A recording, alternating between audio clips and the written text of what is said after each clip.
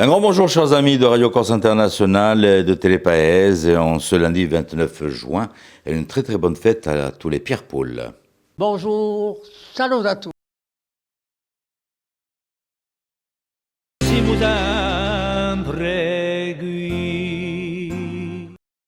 Un grand bonjour, j'espère que vous avez passé un très bon week-end. Pas trop chaud, j'espère. On va jeter un petit coup d'œil sur la météo de ce jour, voir si les températures redescendent. Ce serait très très bien aussi, quelques degrés en moins. Voilà, donc on débute la semaine ensemble dans cette matinale avec Télépaèse et Radio Corse International. On va de suite faire un petit point météo avec Philippe Jam, un petit point info de ce début de semaine. Bonjour Philippe.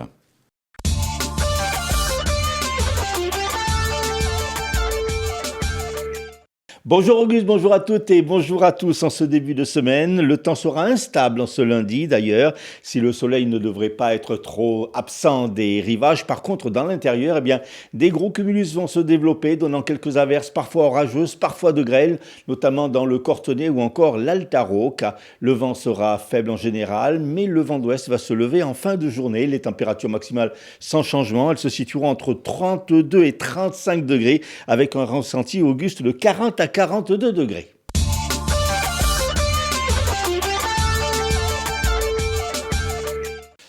Une femme de 80 ans est décédée hier après-midi alors qu'elle se baignait à Moriani-Plage en Haute-Corse. La victime a été retrouvée inconsciente dans l'eau avant d'être ramenée sur la plage. Malgré l'intervention rapide des pompiers, elle n'a pu hélas être réanimée. Un incendie s'est déclaré sur la RT11 à Bigoulia entre les voies de circulation. Selon la police nationale de la Haute-Corse, un mégot jeté par un automobiliste est à l'origine du sinistre qui, grâce à l'intervention très rapide des pompiers, ne s'est pas propagé à la végétation environnante. Les autorités rappellent qu'un simple mégot jeté par la fenêtre d'une voiture peut provoquer un départ de feu aux conséquences potentiellement dramatiques, en particulier durant la période estivale.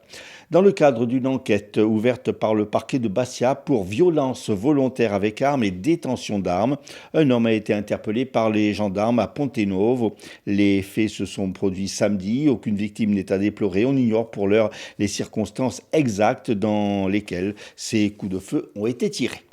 Vive émotion à Lévis, en Corse du Sud, après l'agression du père Pierre Piot, prêtre de la paroisse de Lévis et de l'Altaro. Samedi soir, 3 jeunes ont défoncé à plusieurs reprises les portes du presbytère. Selon le père franciscain, cet acte commis par des jeunes extérieurs au village intervient dans un climat de tension dans le village. Récemment, des voitures y ont été incendiées et des dégradations diverses dans le village constatées. Cette agression contre l'ecclésiastique a été vivement condamnée par le maire du village et les élus. Hier, les auteurs des faits, accompagnés de leurs parents, sont venus s'excuser auprès du prêtre. Dans un communiqué, l'évêché d'Ajaccio déclare prendre acte de cette démarche de responsabilité et rappelle que, je cite, « Cette démarche de responsabilité intervient alors que le pardon est au cœur du message chrétien. Il ne signifie ni l'oubli, ni la banalisation des faits, mais il ouvre un chemin de vérité, de réparation et d'apaisement. » Les 3 adolescents et leurs parents se sont engagés à réparer les dégâts. La jeune bastiaise de 19 ans, Savannah Guidini, du club Aqua Synchro Bastia, a été sacrée championne de France senior ce week-end à 7. Il s'agit du 3e titre consécutif pour la jeune fille. Et puis l'hippodrome de Zonza en Corse du Sud, l'hippodrome le plus haut d'Europe, a célébré hier ses 100 ans d'existence. Auguste, vous y étiez. La Société hippique de Viseo a été fondée autour de 1925 et tous les étés, des courses s'y déroulent, attirant plusieurs milliers de spectateurs et pour la plus grande joie de vous, Auguste.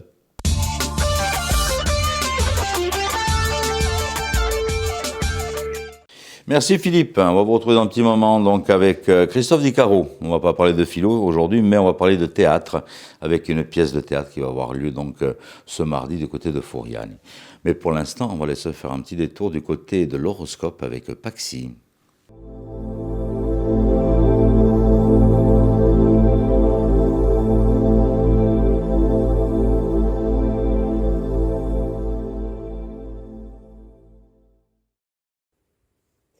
Et bonjour à tous, on se retrouve pour ce lundi, on va voir un petit peu ce que l'on a à vous dire.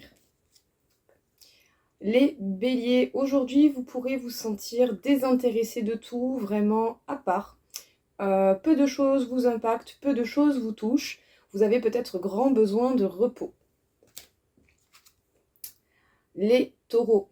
Le temps peut paraître long et ça peut éveiller chez vous une certaine peine, une certaine tristesse. Peut-être que vous aviez envie de plus d'action que ça, mais ça ne sera pas dans cette journée que vous allez trouver de l'action et de l'avancement. Profitez de ce temps pour pouvoir vous faire un petit moment cocooning, quelque chose qui vous fera du bien. Les Gémeaux, il y a des réconciliations par rapport à des disputes qui ont pu laisser des rancunes qui sont au programme.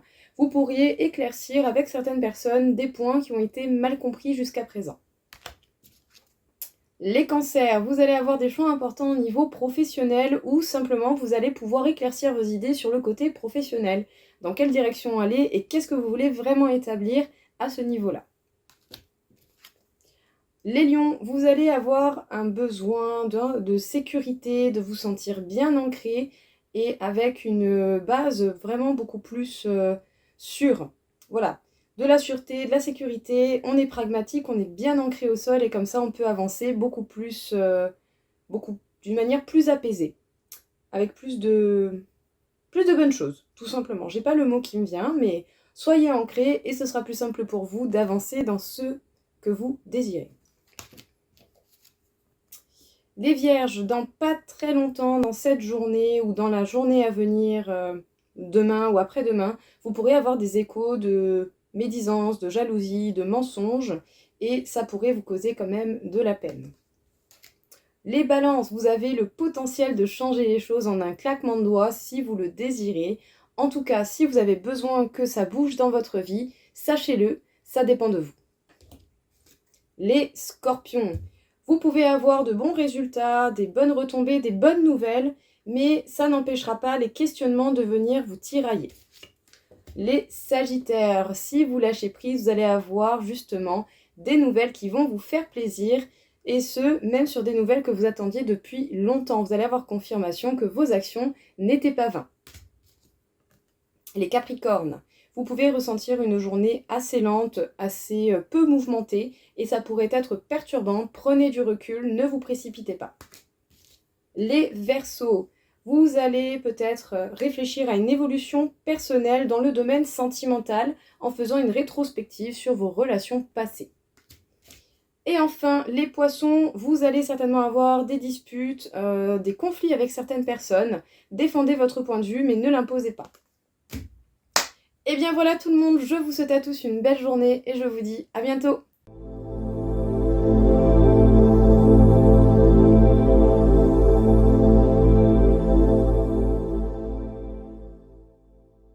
Le malade imaginaire, qui est au programme pour l'invité du jour avec Christophe Di Caro et Philippe Jam.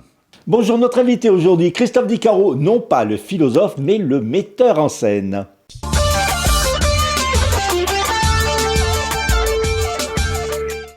Christophe, bonjour. Bonjour Philippe. Alors, on va pas parler philo, quoique non. Oui. Avec Molière, pourquoi pas.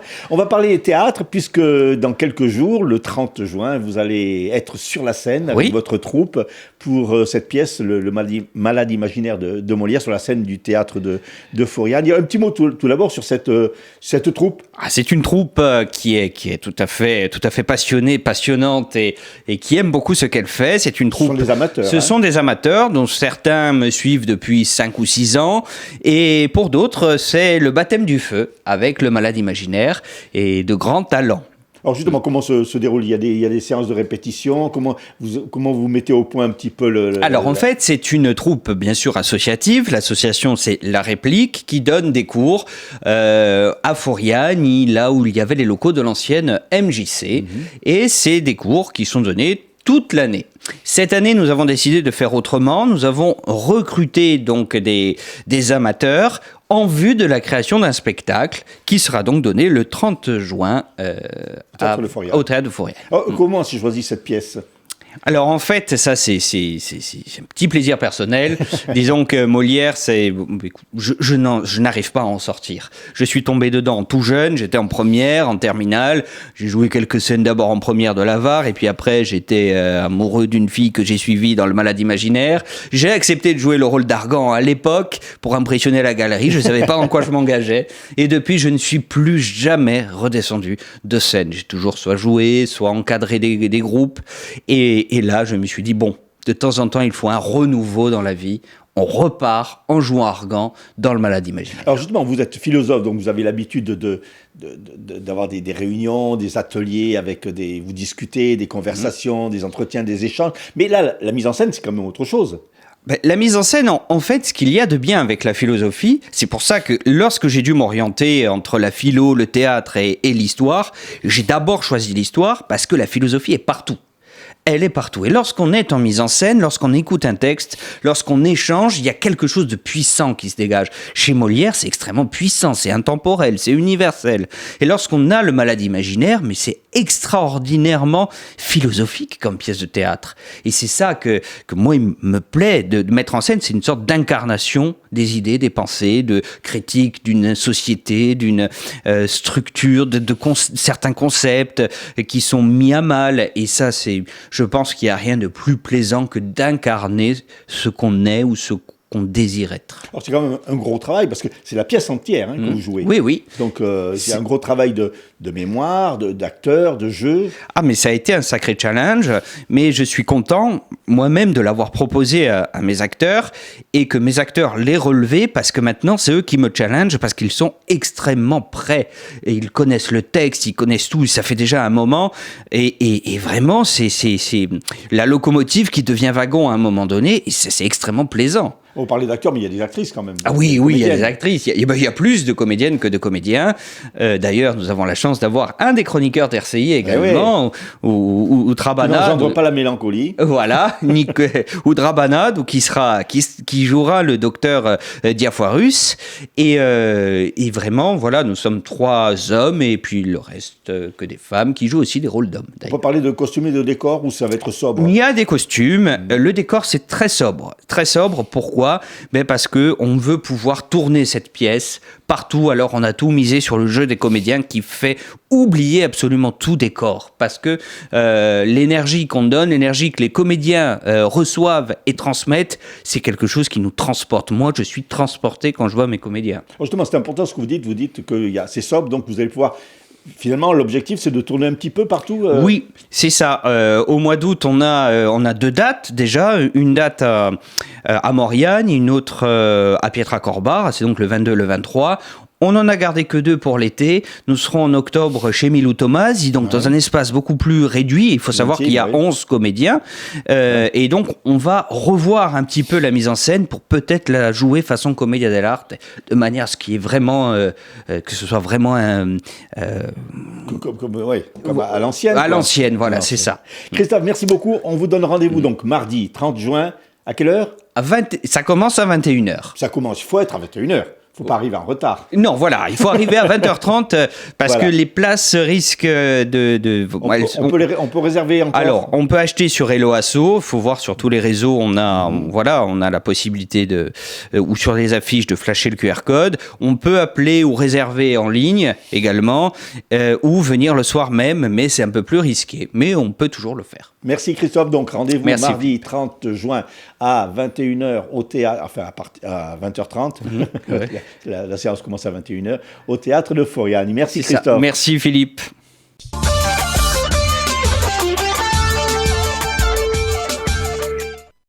Voilà, donc une pièce à ne pas manquer, donc profitez-en, donc c'est sur Foriani, et réservez surtout vos places pour ce mardi.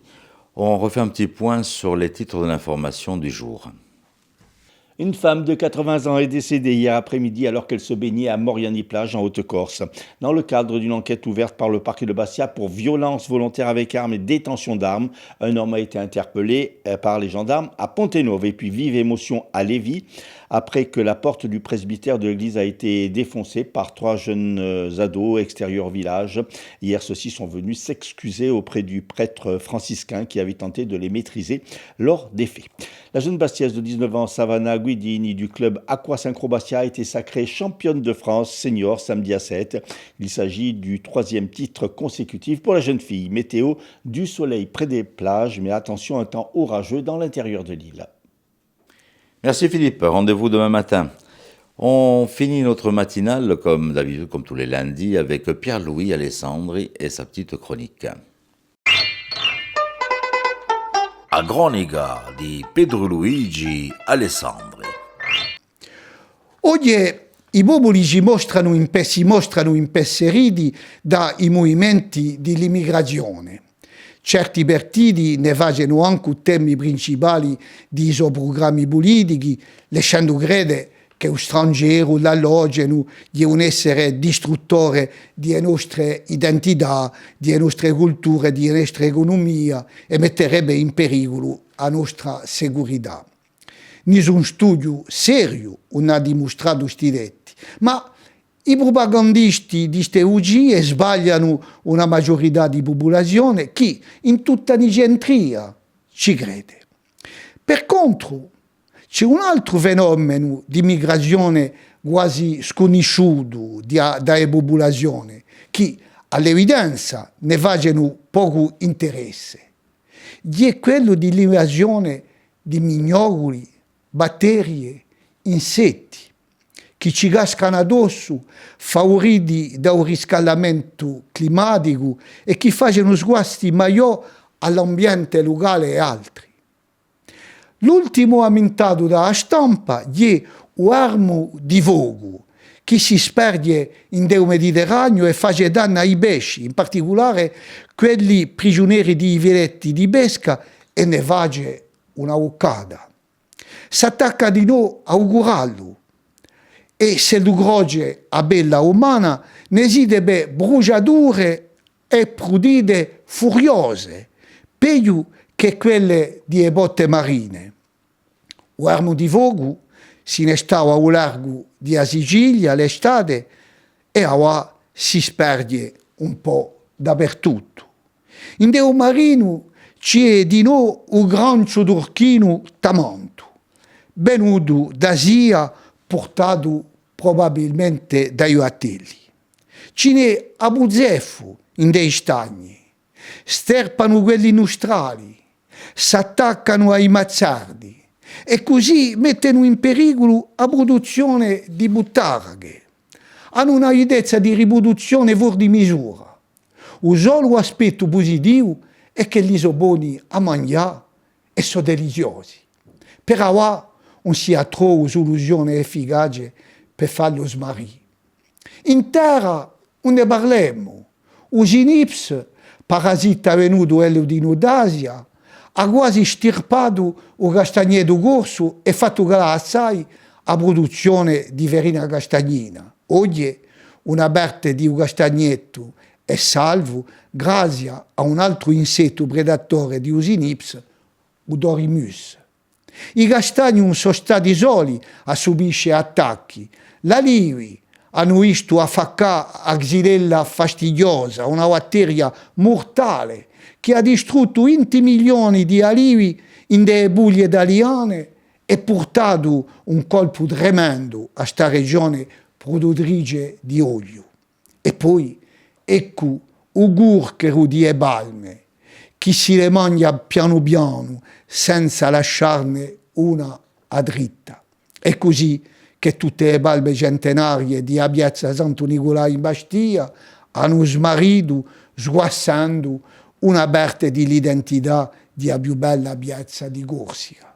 Mignogoli, insetti, batterie, fauna marina forestiera, ecco un'immigrazione pericolosa per il nostro ambiente. Ed è contro ello che lui ci ducherebbe a mobilizzarsi assai. Ma ce ne vattime stacche.